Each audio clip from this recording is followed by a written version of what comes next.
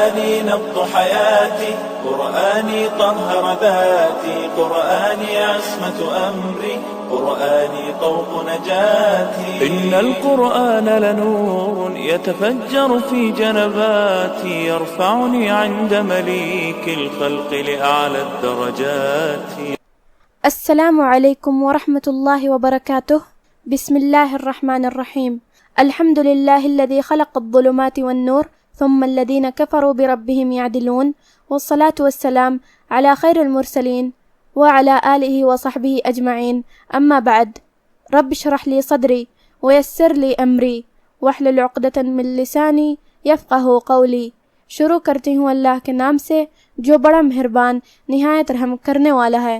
انشاءاللہ آج کے درس نمبر 48 میں سورۃ البروج آیت نمبر 8 سے آیت نمبر 10 تک کی شرح اور ترجمہ سماعت فرمائیں گے.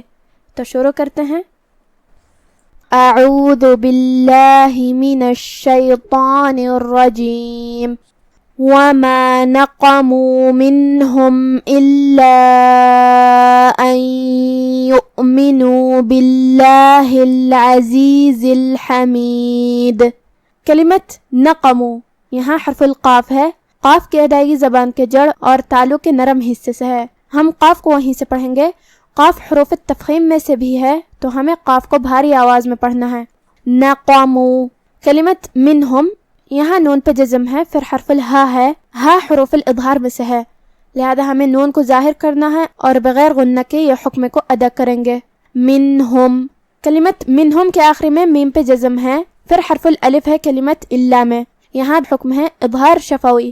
ہم میم کو ظاہر کریں گے اور بغیر غنہ سے یہ حکم کو ادا کریں گے. منہم الا. کلمت الا میں لام پہ تشدید ہے. 2 حرف کے برابر ہمیں لام کو پڑھنا ہے کیونکہ تشدید کی اصلیت 2 حرف ہوتی ہے. جیسا کہ یہاں حرف اللام ہے تو یہ 2 لام ہے، لام ساکن اور لام متحرک. کلمت الا میں یہاں الف پہ مد ہے. یہاں مد جائز منفصل ہے. مد جائز منفصل کا معنی ہے کہ حرف المد پہلے کلمہ کے آخر میں ہو اور اس کی وجہ جو کہ حمزہ ہے وہ دوسرے کلمہ کی شروعات میں آئے. مد جائز منفصل میں ہم اپنی آواز 2 مد کے برابر لمبی کریں گے. الا ان یؤمنوا. کلمت ان الف پہ زبر ہے تو ہمیں حمزہ کو اوپر سے ادا کرنا ہے. حمزہ کی ادائیگی حلق کے نیچے والے حصے سے ہے جو کہ نون پہ جزم ہے. پھر حرف الیا آتا ہے کلمت یؤمنوا میں. یہاں حکم ہے ادغام بغنہ. ادغام کا معنی ہے حرف کو حرف میں داخل کرنا، تو ہم یہ نون کو یا میں داخل کر کے غنہ اور تشدید کے ساتھ یہ حکم کو ادا کریں گے. ان یؤمنوا.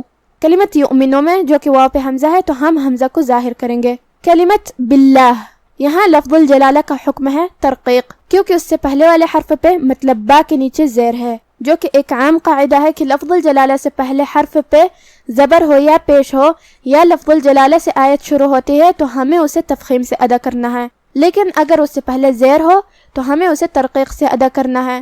جیسا کہ یہاں ہے باللہ، آخری میں ہا کے نیچے زیر ہے تو ہمیں ہا کو زیر سے ادا کرنا ہے اور اسے ظاہر کرنا ہے.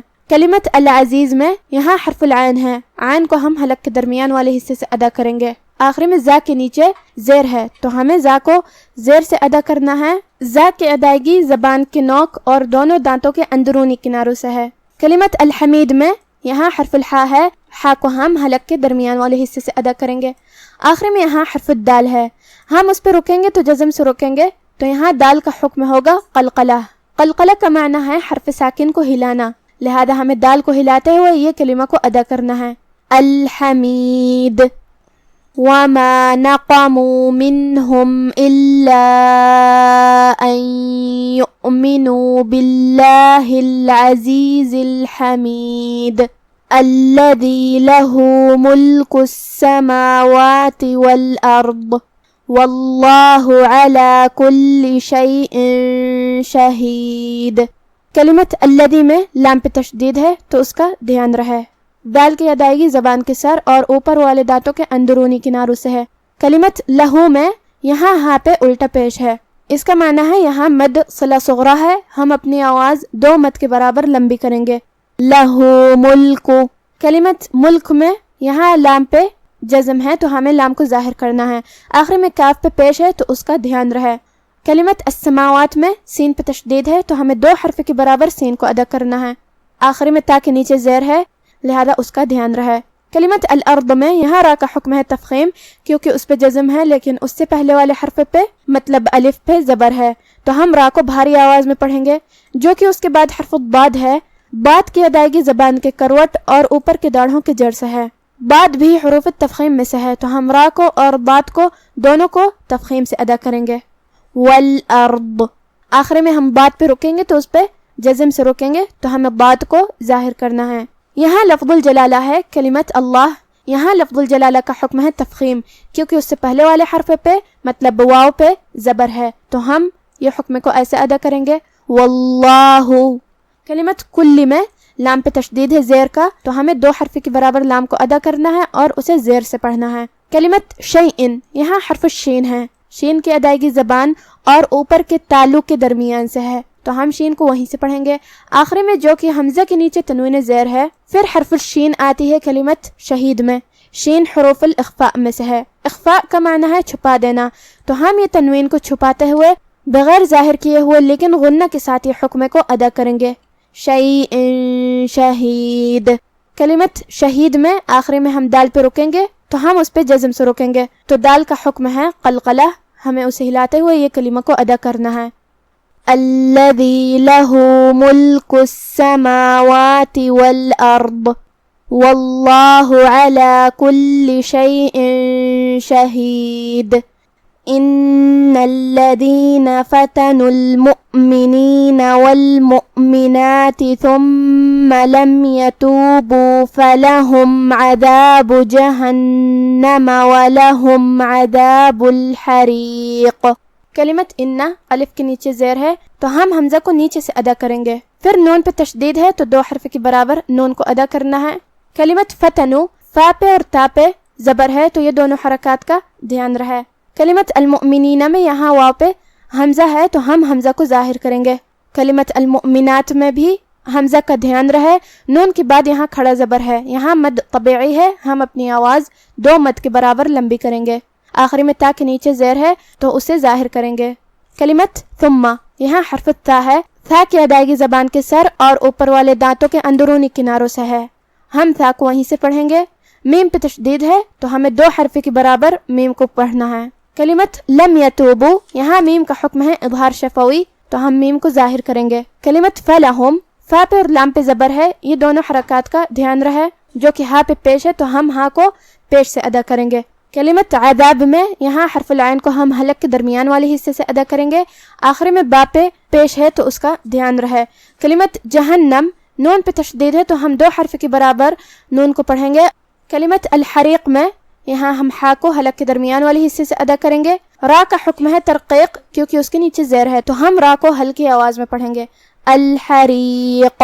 آخری میں ہم حرف القاف پہ رکیں گے تو اس پہ جزم سے رکیں گے تو یہاں قاف کا حکم ہے قلقلہ لہذا قاف کو ہلاتے ہوئے یہ کلمہ کو ادا کرنا ہے. اب آپ سورۃ البروج کی تلاوت تجوید کے ساتھ سماعت فرمائیں.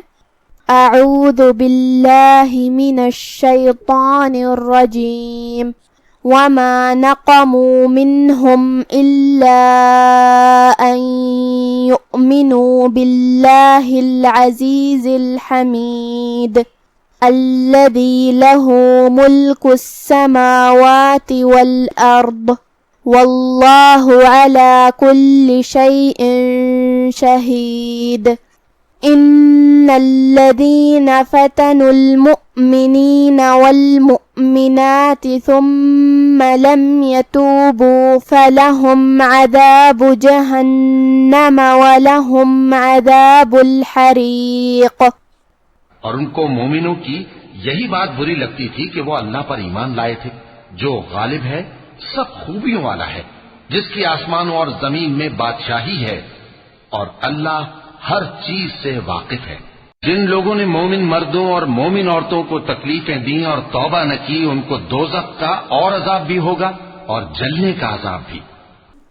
آج کا ہمارا درس یہیں ختم ہوتا ہے. وفقنا اللہ و ایاکم لما یحبہ و یرضاہ. والسلام علیکم ورحمۃ اللہ.